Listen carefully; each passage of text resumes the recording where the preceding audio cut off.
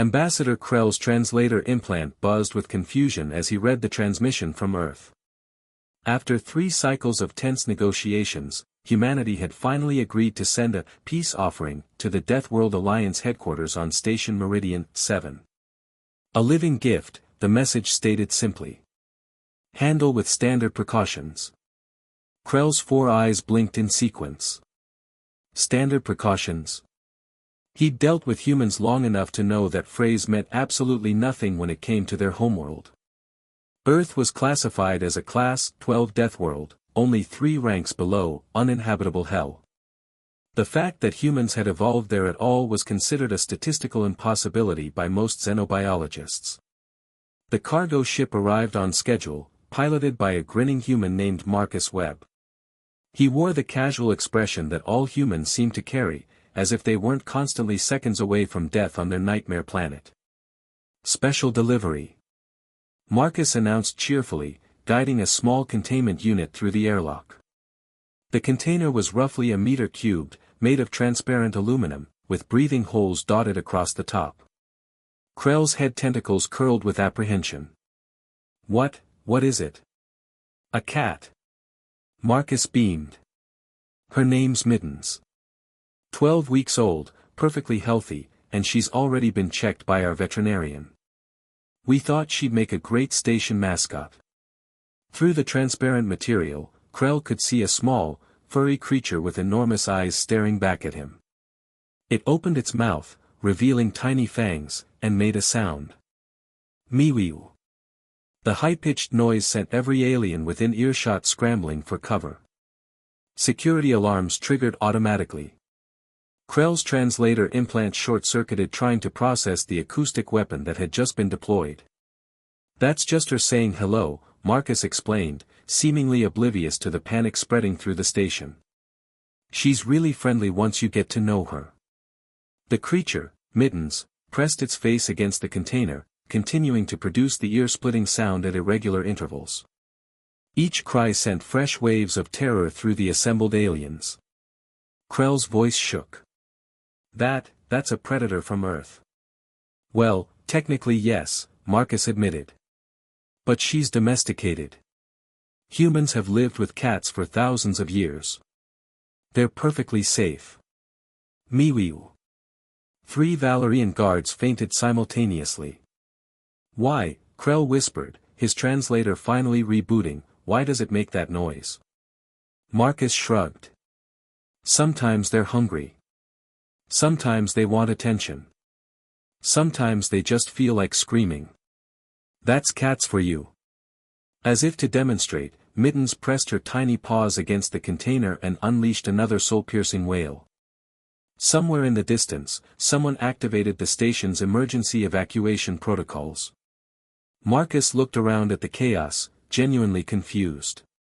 So, is there somewhere I should put her food bowls? Station Commander Vex had faced down pirate fleets, navigated diplomatic incidents between 3 warring species, and once survived a hull breach for 47 seconds before rescue. None of that prepared him for his current crisis. The human's gift was still screaming. Report, he demanded, his scales rippling with barely controlled panic. Chief Medical Officer Thane, a Quellan with 6 limbs and enough degrees to wallpaper his quarters, consulted his datapad with trembling hands. Sir, initial scans indicate the creature, designation Mittens, possesses retractable claws, enhanced night vision, and reflexes approximately 40% faster than baseline human levels. It's an apex predator in juvenile form. And the screaming? Uncertain. Human Web insists it's normal behavior. The frequency appears designed to cause psychological distress in most species. Except humans, who claim to find it cute.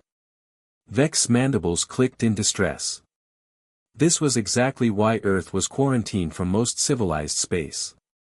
The humans didn't just survive on a death world, they thrived on it, domesticating its horrors as pets.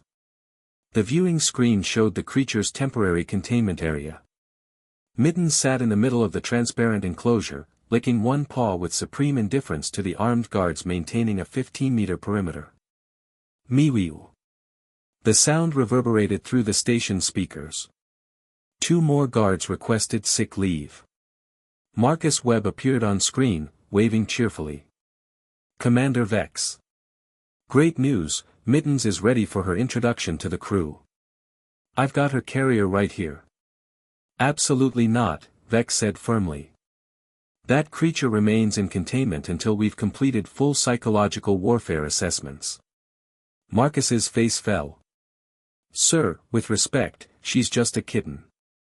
She needs socialization, playtime, regular feeding. It's a weaponized life form. She's a baby. Vex pulled up Earth's file on his console. The warning labels alone took up 3 screens. Category designations scrolled past: Persistence Hunter, Pack Bonding Specialist, Endurance Predator, Chemical Warfare Capable, Sweat-Based, Consumption of Toxins, Capsaicin, Ethanol, Caffeine. And that was just the humans themselves. The humans had somehow convinced themselves that small predators from their nightmare world made suitable companions. They cohabitated with creatures that possessed natural weaponry and hunting instincts. Tell me, Human Webb, Vex said slowly, what does this creature eat? Oh, we brought 3 months of food. Premium kitten formula, very nutritious. Although she also likes treats, little chunks of meat, mostly. Meat. Yeah, she's an obligate carnivore. Can't digest plants at all. Needs actual flesh to survive. Every alien in the command center stopped working. You've gifted us, Vex said, his voice deadly quiet, a creature that must consume flesh to live, possesses natural weapons, and emits psychological warfare screams at random intervals. When you put it that way, Marcus started. Meow. The sound was longer this time, more insistent. Mittens began batting at the carrier door with increasing vigor. Oh no, Marcus said. She's getting cranky. Commander, she really needs to come out and explore. Kittens can't be cooped up for too long or they get destructive. Destructive? As if on cue, Mittens deployed her claws and began shredding the carrier's cushioned interior. Nobody saw exactly how it happened. One moment, Mittens was secured in the reinforced containment unit, under guard by 6 armed personnel and 2 automated defense drones. The next moment, alarms were shrieking through every deck of Station Meridian 7, and the little predator was loose. All personnel, this is not a drill, Commander Vex's voice crackled through the intercom. We have a code black situation. A Terran apex predator is roaming the station. Seal your departments and remain calm. The irony of that last instruction was not lost on anyone who'd heard the creature's screams. Security Officer Renick reviewed the footage 3 times, his antenna twitching in disbelief. The containment unit hadn't been breached, the lock had been manipulated. The creature had somehow understood the mechanical mechanism and pawed at it until the latch gave way. Tool use. The predator demonstrated tool use. Found her, called out Junior Technician Lissa from Engineering Deck 3. Her triumph lasted exactly 4 seconds before she added, in a much higher pitch, "Oh gods, she's climbing." The security feed showed Mittens scaling a vertical ventilation shaft with terrifying ease. Her claws found purchase in the metal grating, and she moved upward with the fluid grace of something that had evolved to hunt in 3 dimensions. She's heading toward the botanical gardens, Renick reported to command. Should we seal the section? Negative, Vex replied. The Valerian delegation is touring there. We can't risk a diplomatic incident. Sir, with respect, the Terran Predator is a diplomatic incident. Marcus Webb's voice crackled over the comm system. Hey, everyone. She's probably just exploring. Cats are curious, it's totally normal behavior. If you find her, just speak softly and offer treats. She'll come right to you. The last person who found her reported that she hissed, revealing biological weapons in her mouth. Renick shot back. Those are just teeth, man. Baby teeth. They'll fall out in a few months. The revelation that the creature would develop larger weapons as it matured did nothing to calm the situation. In the botanical gardens, Ambassador Krell was explaining Earth's agricultural achievements to 3 visiting dignitaries when he heard it, a sound like rustling leaves, except nothing was moving. Then he looked up. 2 enormous eyes stared down at him from the canopy of a synthetic javelin tree. Mittens had somehow wedged herself between branches, her tiny body perfectly camouflaged among the foliage. Only her eyes betrayed her position. Mewiu. The sound, amplified by the garden's acoustic properties, sent every visitor scrambling for the exits. Krell stood frozen as the creature began descending, jumping from branch to branch with contemptuous ease. She landed on his shoulder with the weight of barely 2 kilograms. Then she started purring. The vibration rumbled through Krell's body, a deep, thrumming sound that his translator interpreted as either contentment or preparing for combat. Possibly both. Nice predator, Krell whispered, afraid to move. The creature's claws, currently retracted, thankfully, kneaded his uniform with rhythmic precision. Marcus appeared in the doorway, breaking into a wide grin. Oh good, you found her. See? She likes you. That's called making biscuits. It means she's happy. She has activated her foot weapons against my person, Krell said through clenched jaw equivalents. Nah, that's just, Marcus paused. Okay, yeah, technically those are her claws. But she's not using them to hurt you. That's affection. Her version of affection involves deploying natural weapons. Welcome to cats, Ambassador. Dr. Thane had spent the last 6 hours compiling his xenobiological report on the creature, and each new piece of data made the situation worse. Commander, he began, mandibles clicking nervously, I've completed the preliminary analysis. The results are concerning. Vex gestured for him to continue, though he already dreaded what was coming. First, the creature's sensory capabilities. Her eyes contain a reflective layer called the tapetum lucidum, which amplifies available light. She can see in conditions we would consider complete darkness. Her hearing range extends well beyond most species' capabilities, she can detect ultrasonic frequencies we can't even measure without instruments. Wonderful. Our humans gifted us a surveillance predator. There's more.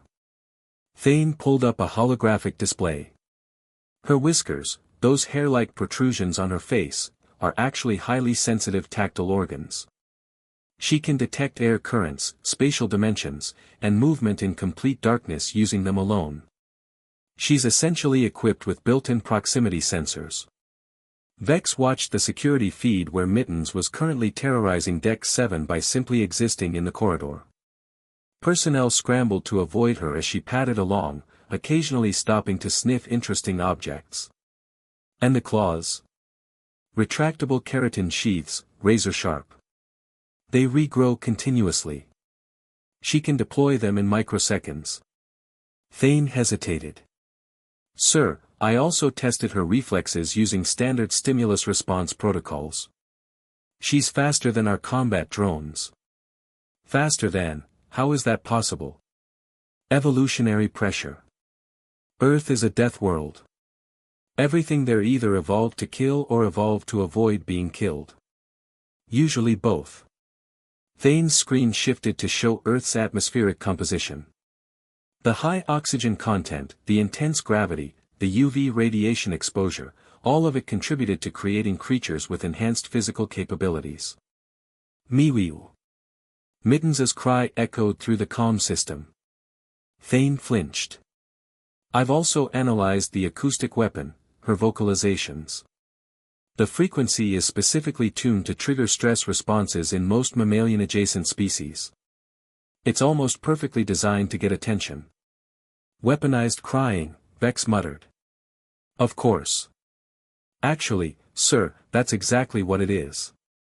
Kittens evolved that call to ensure their mothers would respond immediately. The frequency is similar to a human infant's cry.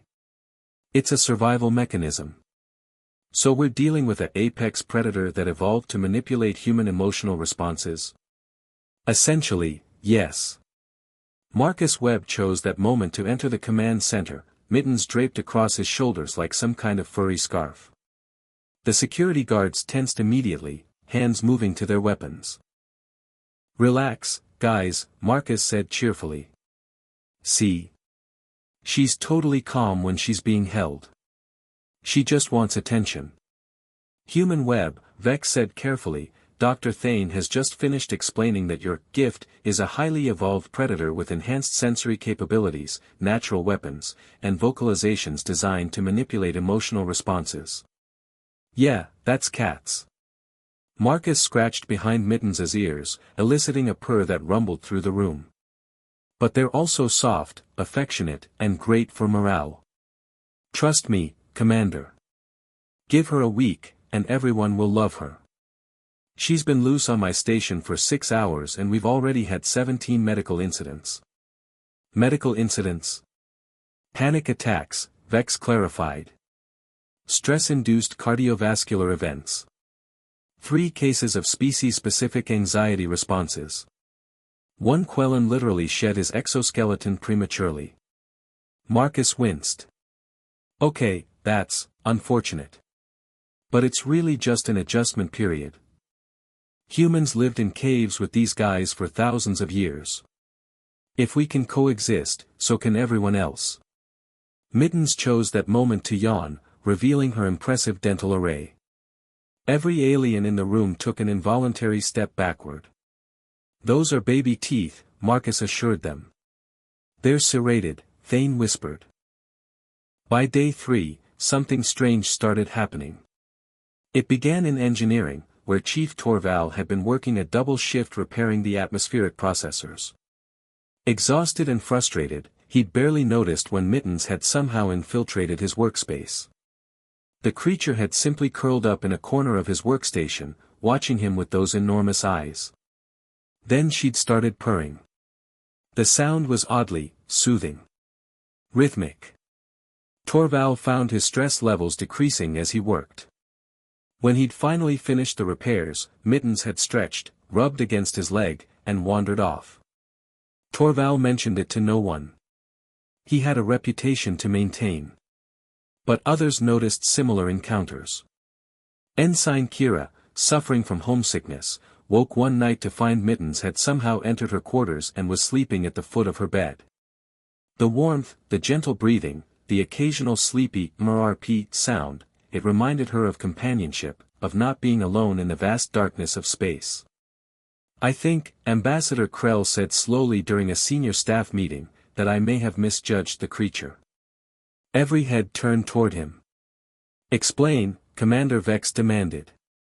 "Yesterday, I was reviewing diplomatic protocols for the upcoming trade negotiations. Extremely tedious work. Mittens appeared on my desk, sat directly on my datapad, and refused to move until I engaged with her." Krell's head tentacles curled with something that might have been embarrassment. "She demanded what human web calls pets. After several minutes of this interaction, I found my cognitive function had improved. My stress levels had decreased by 18%. Dr. Thane pulled up his medical scanners. That's actually consistent with human data on animal companionship. Studies show that interaction with domesticated animals reduces cortisol levels, lowers blood pressure, and improves overall mental health." "You're saying the predator is therapeutic?" Vex asked incredulously. "I'm saying humans weaponized companionship," Thane replied. "They took a apex predator and, over thousands of years, created a symbiotic relationship. The cats received food and shelter. The humans received pest control and emotional support. Meow." The cry came from the ventilation system. Everyone had stopped panicking at the sound by now, mostly because Mittens made it approximately 40 times per day and nothing terrible had happened yet. Marcus Webb appeared in the doorway, holding a small toy attached to a string. "Has anyone seen Mittens? It's playtime." "Playtime?" Vex repeated. "Yeah, she needs at least 2 play sessions daily. Helps burn off energy and satisfies her hunting instincts." He waved the toy demonstratively. "Otherwise she'll start hunting your shoelaces." Or power cables. Or anything else that moves. As if summoned, Mittens dropped from the ceiling vent with perfect precision, landing in a hunting crouch. Her pupils dilated to massive black discs as she focused on the toy. Her rear end wiggled, a behavior Dr. Thane frantically noted as prey acquisition targeting adjustment, and then she pounced. The speed was breathtaking. One moment she was still, the next she'd captured the toy in her paws, wrestling it with the ferocity of something fighting for survival. See? Marcus grinned. She's just playing. That's her playing, someone whispered. Yep. Cats are basically tiny hunters. They need to practice their skills. He continued dragging the toy around while Mittens stalked, pounced, and killed it repeatedly. This is how they stay mentally stimulated. Vex watched the display, something clicking in his strategic mind. Human web, how did your species survive alongside these predators? We didn't just survive, Commander. We thrived. Cats killed rodents that ate our food stores. They alerted us to dangers. And yeah, they provided companionship. It's a partnership. A partnership with a predator. The best kind. Marcus smiled. Because if you respect them, understand them, and meet their needs, they become family. By the end of the first week, Station Meridian 7 had divided into two distinct camps, those who still feared Mittens, and those who had been conquered by her. The conquered were easy to identify. They were the ones who carried treats in their pockets, who spoke in higher-pitched voices when she appeared, and who inexplicably found themselves rescheduling meetings because the cat is sleeping on my lap and I don't want to disturb her. Ambassador Krell had become the most prominent convert. His quarters now contained a cushioned bed, for diplomatic guests, he insisted, several toys, and what Human Web called a cat tree, a carpeted structure that allowed Mittens to observe her domain from elevated positions. She's not staying with me permanently, Krell told anyone who asked. This is merely temporary accommodation until proper facilities are established. No one believed him, especially after he commissioned a small nameplate for her bed that read, Mittens, Honorary Ambassador. Commander Vex, however, remained skeptical, until the incident on Deck 12. A maintenance drone had malfunctioned, its circuits damaged by a cosmic ray strike. It had started sparking, moving erratically, heading toward the station's main power coupling. If it reached the coupling, the resulting cascade failure could disable life support for 3 sections. Security was scrambling. The drone's erratic movement made it impossible to target without risking the very systems they were trying to protect. Then Mittens appeared. The security footage would be studied for months afterward. The little cat had somehow understood the danger, or perhaps simply saw an interesting moving target. She'd positioned herself in the drone's path, crouched low, and as it approached, she'd pounced with perfect precision. Her claws deployed, anchoring into the drone's casing. Her teeth found the main power cable. One strategic bite, and the drone went dead. Mittens had sat there, tail swishing, looking remarkably pleased with herself as security teams arrived to find the threat neutralized. She saved the station, Beck said, watching the replay for the 7th time. She saw a robot bug and decided to hunt it, Marcus corrected, but he was grinning. Cat's gonna cat, Commander. But yeah, I guess she's pretty heroic. The story spread through the station within hours. By evening shift, Mittens had gone from that terrifying Terran predator to the station's protector. Crew members who'd previously avoided her now asked to pet her. The mess hall started preparing special meals for her. Someone in engineering fabricated a tiny collar with a station security badge attached. Dr. Thane updated his report. The creature exhibits problem-solving intelligence, situational awareness, and protective behaviors toward the station environment. Recommendation: classification upgrade from potential threat to valuable asset. Even the Valerian delegation, who'd initially protested the creature's presence, softened their stance after their lead negotiator found Mittens sleeping in a sunny spot and spent 20 minutes photographing her for their family back home. I don't understand, Ambassador Krell admitted to Marcus one evening. She's objectively dangerous.